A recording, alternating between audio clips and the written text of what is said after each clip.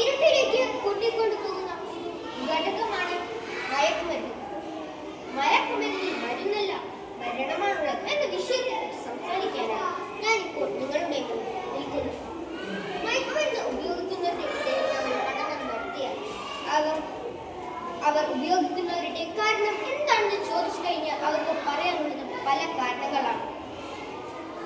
നിരാശയിൽ നിന്ന് രക്ഷപ്പെടാനുള്ള മരുന്ന്, സങ്കടത്തിൽ നിന്ന് രക്ഷപ്പെടാനുള്ള മരുന്ന്, സന്തോഷം ലഭിക്കാനുള്ള മരുന്ന് എന്നിങ്ങനെ പല കാരണങ്ങൾ. എന്നാൽ മയക്കുമരുന്ന് എന്ന നീരാളിപ്പിടുത്തത്തിൽ അകപ്പെട്ടവർ ചിന്തിക്കുന്നുണ്ടോ ഇത് മരുന്നല്ല, മരണത്തിലേക്കുള്ള പടികളാണെന്ന്? നമ്മുടെ ജീവിതത്തിൽ പല പ്രശ്നങ്ങളും ഉണ്ടാകും. അപ്പോൾ ചില കൂട്ടർ അഭയം തേടുന്നത് മയക്കുമരുന്ന് എന്ന ലഹരിയെയാണ്. എന്നാൽ ജീവിത പ്രശ്നങ്ങളെ പോലും വിജയം നേടുന്നതാണ് യഥാർത്ഥ ലഹരിയെന്ന് തിരിച്ചറിവില്ലാത്ത വിഡ്ഢികൾ എന്നല്ലാതെ മറ്റെന്താണ് ഇവരെ വിളിക്കേണ്ടത്? നാം ചെയ്യുന്ന എന്ത് കാര്യത്തിലായാലും, പഠനത്തിലായാലും, കളിയിലായാലും, ജോലിയിലായാലും, മറ്റെന്തിലായാലും നാം ആഗ്രഹിക്കുന്ന വിജയം നമുക്ക് കിട്ടിയെന്ന് വരില്ല.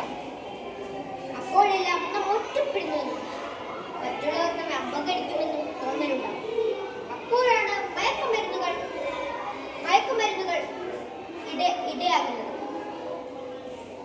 ഇവിടെ ആണെന്നോ പെണ്ണെന്നോ വലുതെന്നോ ചെറുതെന്നുമില്ലാതെ മയക്കുമരുന്ന് മാഫിയകൾ വല വിരിക്കുന്നു.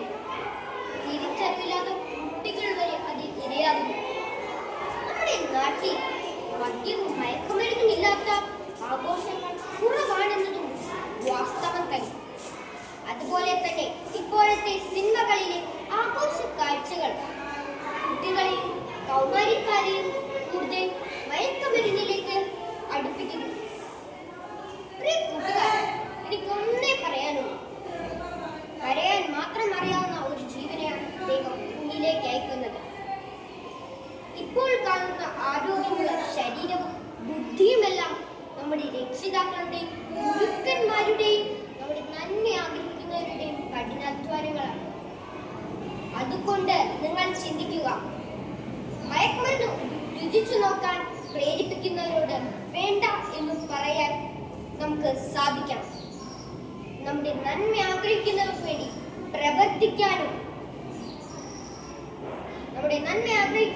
പ്രവർത്തിക്കാനും നമ്മുടെ ശരീരവും ബുദ്ധിയും മനസ്സും എല്ലാം ശക്തമാക്കട്ടെ എന്ന് ആഹ്വാനം ചെയ്തുകൊണ്ട് ഞാൻ എൻ്റെ കൊച്ചു പ്രസംഗം നിർത്തുന്നു. നന്ദി, നമസ്കാരം.